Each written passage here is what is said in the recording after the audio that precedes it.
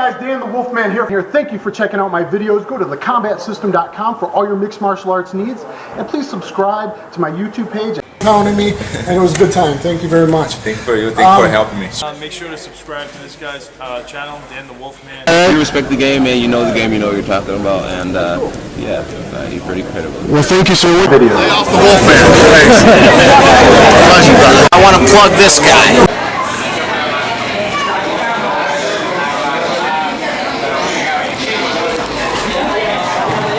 Dan the Wolfman here. The Wild Wolfman World Tour continues in Puerto Rico. I'm in Cabo Rojo, Puerto Rico, and in tribute. In 1 hour, I'm about to go teach at Serra BJJ. In tribute to that, I gotta carb up, man. This one's to Serra and Nick the Tooth, Dana White, showing that I can eat and train too. You know, you gotta eat healthy before training, right?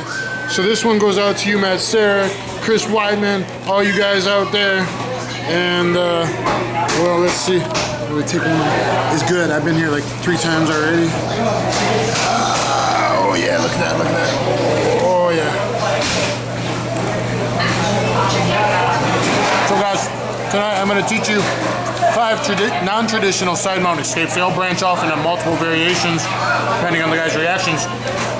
I'll break it down in a series. And 2 tricky submissions as well after that. So I hope you enjoy it. Catch-jitsu.com. Get your pie on. Take care. And there's the man, Serra, former UFC welterweight champion of the world. Hey guys, Dan the Wolfman here, Wolfman World Tour, catch-jitsu.com, going over the first of the 5 non-traditional side mount escapes and reversals. There's 5, a series of 5, and if you link them together, and 3 of them have separate branches depending on your opponent's reactions. But we're gonna break this up in a series, watch them all, and you're gonna get better at your side mount escapes. And then if I have time, I'll show also 2 separate part videos on tricky submissions. I already have one film, the Mitch Clark, Darce choke from bottom, and maybe today I'll get to another one. But these are the non-traditional side mount escapes and reversals that most people do not know. You obviously better know how to shrimp and elbow escape back to guard. You should know how to far side underhook escape and get back to your feet, especially important for street self-defense and for MMA. And if that doesn't work, sometimes you have to near underhook escape. Some people I think are calling it ghost escape. That's besides those. If those are not working, you go to these.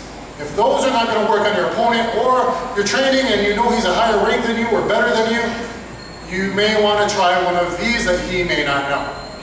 Okay, we'll get to the other parts when he already has good side control. And we're at Serra BJJ in Cabo Rojo, Puerto Rico. So Serra and the guys, hey, what's up?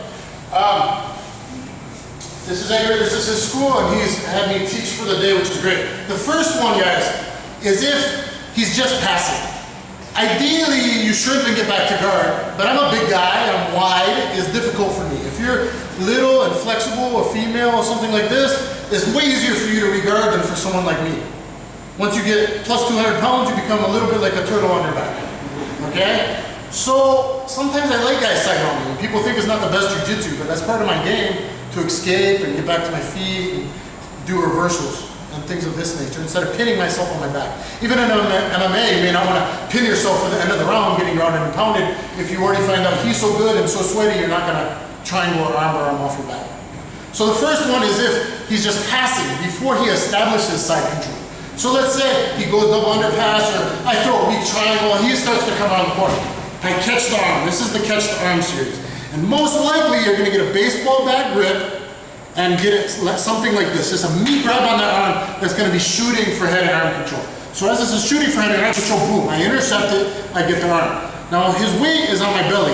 I have to stop that and get it up high. So I need to do a big explosive bridge and jack him up here. Then I do a rear roll.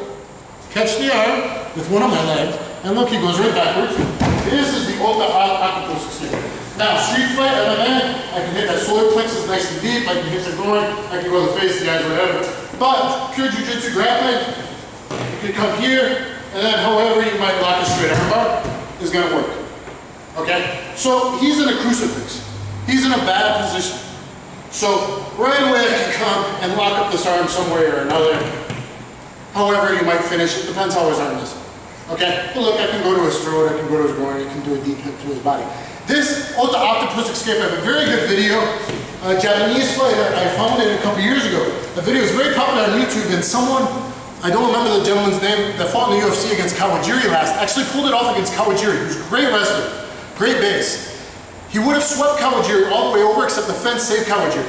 So Kawajiri was crucified, and his opponent, Kawajiri also seatbelted his opponent's arm behind his back, so they double twisted each other, and we're all tied up like a pretzel, and neither could hit each other, and actually Big John McCarthy had to stand it up after like 45 seconds, because neither guy could hit each other, because Kawajiri was saved by the fence.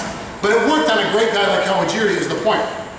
So, however's happening, I'm loose, I'm coming, triangle, whatever, he comes here, boom, I grab this arm, and I shoot it way up here. And I bridge to get his weight up there. Now I'm not the most flexible guy, but I trap it with one of the legs, whichever happened. Here, up, here. However you lock the arm, depends where his arm is. Okay? So you can go here, here, here, here, here, here, eyes, whatever you need to do.